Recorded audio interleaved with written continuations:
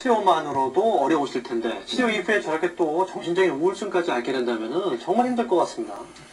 네, 자연히 암 환자는 우울증이 따르게 되겠죠. 그 여러 가지 부정, 왜 나만 걸렸을까 이런 또 약제 치료에 의해서 또 폐경이 됨으로 해서 폐경에 따른 우울증. 그래서 많은 사람들이 우울증을 했는데 대부분 극복이 됩니다.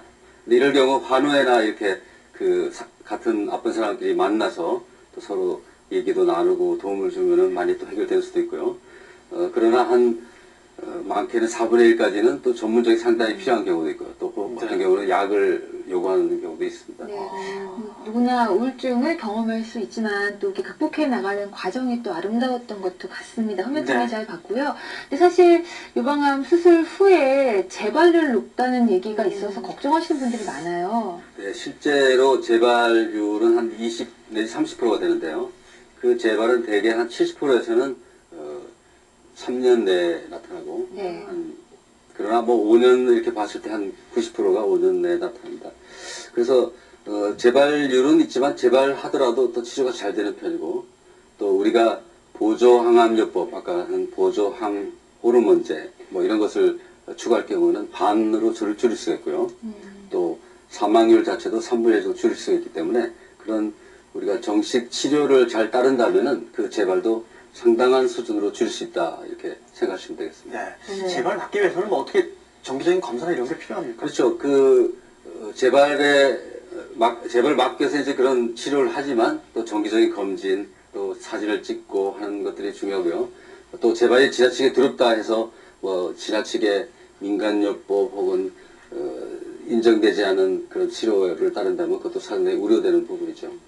네. 그 고통의 긴 터널을 지나오면 우울증이 계속 남았을 텐데 특히나 그 가슴이 없어진 걸 보면 우울증이 더 심해질 것 같아요. 근데 성형이 안 될 경우에는 우리 여자들은 브래지어 착용할 때 그럼 한쪽을 어떻게 해야 되나요? 채워 넣어야 되나요? 채우는 거. 실제로 우리나라 성형술은 세계적으로 굉장히 알려져 있죠. 그래서 이제 굉장히 다양한 방법으로 그것을 고칠 수가 있습니다.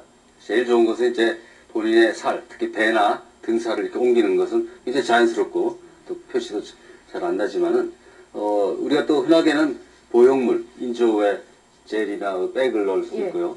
그렇게 수술요법이 아니고 그거는 그냥 착용하는 그런 건가요? 그렇게 하기도 하고 또 이제 아예 간편하게 뻥같이 붙이기도 하고 그래서 상당히 그런 부분은 커버를 할 수가 있습니다. 그럼 아까 나오셨던 어떤 분처럼 양쪽 다 없어진 경우는 어떡하죠? 그런 경우도 뭐 이렇게 젤을 붙인다든지 또 아니면은 양쪽을 다 성형을 할 수가 있습니다. 그러면은 그냥 뭐 특수 브레이저 같은 걸 착용하는 방법과 이제 재건 수술하는 방법 이렇게 두 가지로 나눌 수가 있겠군요. 자, 많은 분들이 또 이제 시청자 궁금증을 주고 계셔서 여기서 좀 시청자 궁금증을 풀어보도록 하겠습니다. 인터넷으로 사연 주신 분인데요.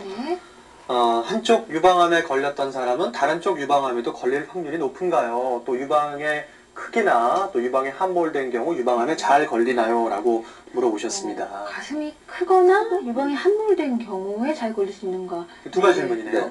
우선 앞에 질문을 말씀드리면은 한쪽의 유방이 암에 걸리면은 다른 쪽에 걸릴 확률이 다소 높습니다. 약 3배 이상으로 생각하면 되는데 그것은 당연히 어떤 그런 소지를 가지고 있기 때문에 반대측에도 좀 생깁니다. 그러나 이것도 우리가 아까 재발을 막기 위한 그 보조항암요법이나 방사치료 등으로 또 그 정상 수준으로 그 위험도를 낮출 수가 있습니다. 두 번째 그 유방이 크거나 함몰 이런 것을 얘기했는데 그 크기에 대해서는 상당히 그 질문들을 많이 하는데 실제로 유방의 크기와는 아무 상관이 없습니다. 그래서 자기 유방이 굉장히 작으니까 나는 안심하다 이것은 그렇지 않습니다.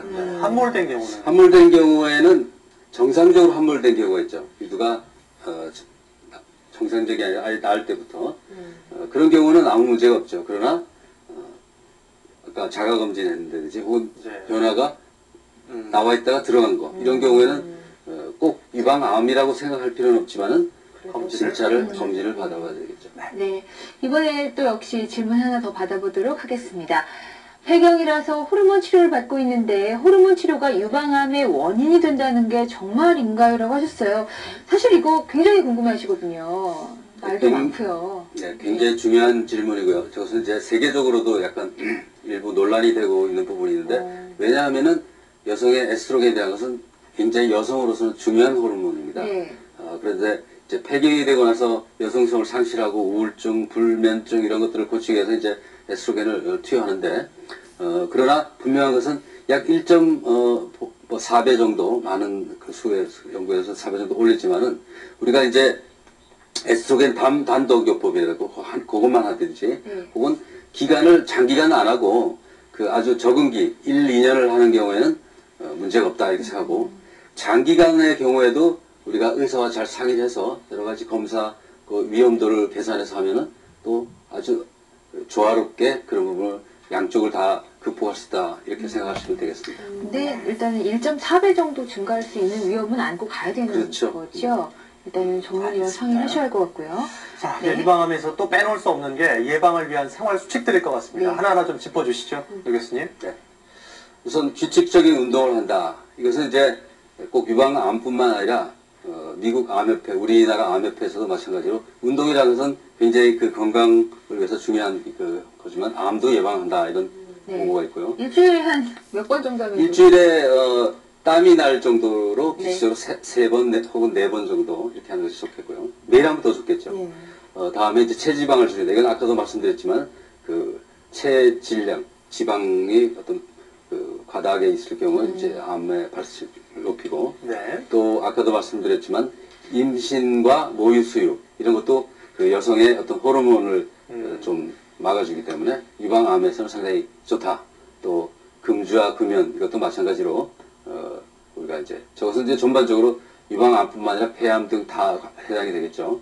그다음에 스트레스 자체도 암과 관련이 된다고 그러죠. 그렇기 때문에 이런 여러 가지를 종합하면은 유방암뿐만 아니라 다른 암도 예방할 수 있습니다. 네. 오늘 유방암에 대해서 알아봤습니다. 이 예방 생활 수칙 이제 봄이니까요. 좀 운동도 많이 하시고 스트레스 안 받도록 좀 관리하셨으면 좋겠어요. 끝으로 교수님 당부 말씀 듣겠습니다. 네.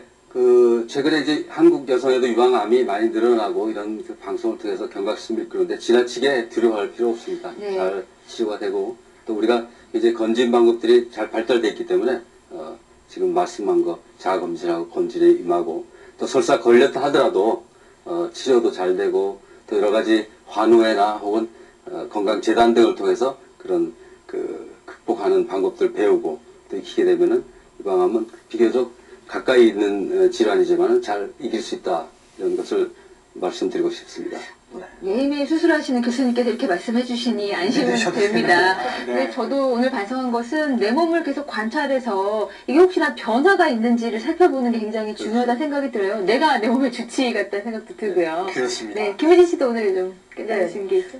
박사님은 핑크리본 달고 오시고 저는 핑크리본 입고 왔습니다. 마인드를 새롭게 해야겠어요. 새로운 다짐으로 자가진단 그리고 정기적으로 건강검진 꼭 받아보시기 바랍니다. 네. 네. 자, 오늘은 여성들이 가장 두려워하는 암, 유방암에 대해서 알아봤고요. 한국인의 암 명의 명답은 계속해서 이어지겠습니다.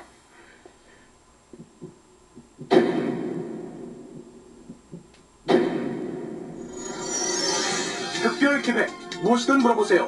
한국인의 암 명의 명답. 국내 각 분야의 암 치료 명의들과 함께하는 한국인의 암 명의 명답. 3월 11일 췌장암, 3월 12일 암 방사선 치료. 특별 기획, 무엇이든 물어보세요. 한국인의 암 명의 명답. 여러분의 많은 시청 바랍니다. 네, 오늘도 편안한 하루 보내시고요. 저희는 다음 시간에 인사드리겠습니다. 안녕히 계세요.